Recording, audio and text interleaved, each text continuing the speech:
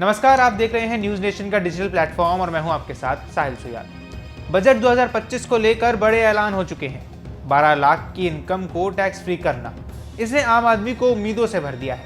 अगर आप भी इस टैक्स फ्री इनकम लिमिट का फायदा उठाना चाहते हैं तो आपको सरकार की एक शर्त अनिवार्य तौर पर माननी होगी। दरअसल सरकार ने 12 लाख रुपए तक की इनकम को टैक्स फ्री सिर्फ न्यू टैक्स रिजीम में किया है। ऐसे में अगर आप भी ओल्ड टैक्स रिजीम के दायरे में आते हैं तो आपको इस बदलाव का फायदा नहीं मिलने वाला है। इसका मतलब ये हुआ कि 12 लाख रुपए तक की टैक्स फ्री इनकम का फायदा उठाने के लिए आपको न्यू टैक्स रिजीम में शिफ्ट होना ही होगा। तो आइए जानते हैं कि क्या है न्यू टैक्स रिजीम से जुड़े हुए नियम। अब अगर आप न्यू टैक्स रिजीम में शिफ्ट करते हैं तो आपको इससे जुड़े कुछ नियम जान लेने चाहिए। जैसे कि सरकार न्यू टैक्स रिजीम को पहले ही डिफॉल्ट टैक्स सिस्टम बना चुकी है। इसका मतलब ये है कि अगर आप वित्त वर्ष की शुरुआत में ओल्ड टैक्स रिजीम नहीं चुनते हैं तो आप खुद से ही न्यू टैक्स रिजीम पर शिफ्ट हो जाएंगे। न्यू टैक्स रिजीम के साथ एक और प्रावधान ये है कि इसमें लौटने का ऑप्शन नहीं है। इसका मतलब अगर आप एक बार न्यू टैक्स रिजीम में शिफ्ट हो गए तब आप आगे कभी भी दोबारा ओल्ड टैक्स रिजीम में शिफ्ट नहीं हो पाएंगे। इस तरह आप अगर 12 लाख रुपए की टैक्स फ्री इनकम का फायदा उठाना चाहते हैं तो इस रिजीम में शिफ्ट होना होगा। इस रिजीम में शिफ्ट होते ही आपको फिर हमेशा उसी हिसाब से टैक्स भरना होगा। एक और खास बात आपको ध्यान में रखनी होगी कि आपकी 12 लाख रुपए की इनकम टैक्स फ्री हुई है, लेकिन असल फायदा 12.75 लाख रुपए का होने वाला है, क्योंकि आपको 75,000 रुपए का स्टैंडर्ड डिडक्शन का फायदा मिलेगा। टैक्स तो लगेगा, वसूला नहीं जाएगा। आपको बता दें कि न्यू टैक्स रिजीम में सरकार ने जो 12 लाख की इनकम टैक्स फ्री की है उसके बारे में एक और खास बात है। दरअसल सरकार ने इस टैक्स सिस्टम की स्लैब को ही बदल दिया है और अब 4 लाख रुपए तक की इनकम टैक्स फ्री है। ऐसे में उसके बाद जो स्लैब है, जैसे 4 से 8 लाख पर 5%, 8 से 12 लाख पर 10%, 12 से 16 लाख पर 15%, 16 से 20 लाख पर 20%, 20 से 24 लाख पर 25% और 24 लाख रुपए से ऊपर की इनकम पर 30% टैक्स बनेगा। इसमें से 12 लाख रुपए की इनकम तक आपको जो टैक्स बनेगा वह सरकार आपसे नहीं वसूलेगी, बल्कि आपको इनकम टैक्स कानून की धारा 87A के तहत उसे रिबेट देगी। आपको बता दें कि वित्त मंत्री निर्मला सीतारमण ने शनिवार को 50.65 लाख करोड़ का बजट पेश किया है।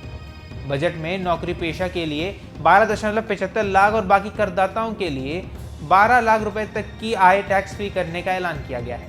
ऐसा कर सरकार ने मध्यम वर्ग को साधा है और दिल्ली को भी, जहां 4 दिन बाद 5 फरवरी को वोटिंग है। दिल्ली की आबादी 3 करोड़ 38 लाख है।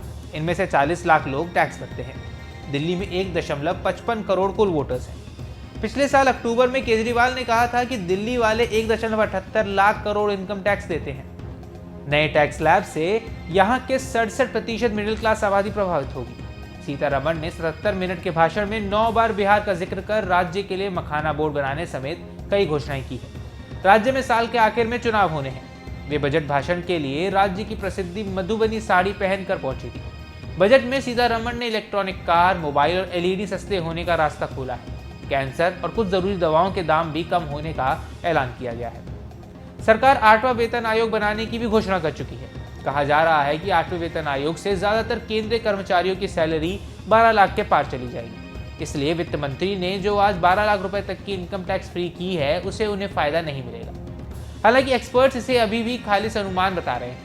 केंद्रीय कर्मचारी के 5 लेवल और कई ग्रेड पे होते हैं। जैसे लेवल 1 का ग्रेड पे 18,000 रुपए से 28,000 रुपए और लेवल 5 के कर्मचारियों का ग्रेड पे 29,200 रुपए से लेकर 92,200 रुपए तक होता है।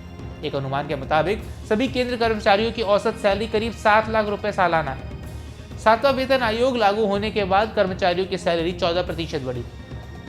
अगर 8वें वेतन आयोग में 30% भी बढ़ती है तो लाखों कर्मचारियों को इसका फायदा मिलेगा। एक्सपर्ट्स मानते हैं कि सटीक नंबर्स का अंदाजा लगाना फिलहाल जल्दबाजी होगी। बजट में बिहार में makhana board, national institute of food technology की स्थापना, IIT पटना का विस्तार, 3 एयरपोर्ट, पश्चिमी कोसी नहर परियोजना का ऐलान किया गया है। बिहार में युवा आबादी करीब 50% है। राज्य में एकमात्र IIT पटना है। यहाँ अभी 2878 सीटें हैं, जो बढ़ाकर 5000 के आसपास हो जाएंगी। बिहार के 10 जिलों में मखाना की खेती की जाती है। इससे 25,000 से ज्यादा किसान जुड़े हुए हैं। मखानों को लेकर कोई तय नीति न होने के चलते मुनाफा बढ़ जाता था। किसानों के बजाय कारोबारियों की जेब में पैसा जाता था। अब बोर्ड के गठन के बाद 100 रुपए के प्रॉफिट में 90 रुपए बिहार को मिलेगा। ऐसा कहा जा रहा है कि मखाना बोर्ड के गठन और पश्चिमी कोसी नहर परियोजना के ऐलान से मिथिलांचल और सीमांचल क्षेत्रों के 72 सीटों पर असर पड़ सकता है। राज्य में 243 विधानसभा सीटें हैं। बाकी इस मुद्दे पर आपकी क्या राय है, हमें कमेंट बॉक्स पर जरूर बताएं। बाकी देश दुनिया की तमाम खबरों के लिए न्यूज नेशन के डिजिटल प्लेटफॉर्म को सब्सक्राइब करना न भूलें। न्यूज नेशन अब व्हाट्सएप पर खबरों के ताजा अपडेट के लिए न्यूज नेशन के इस QR कोड को स्कैन करें।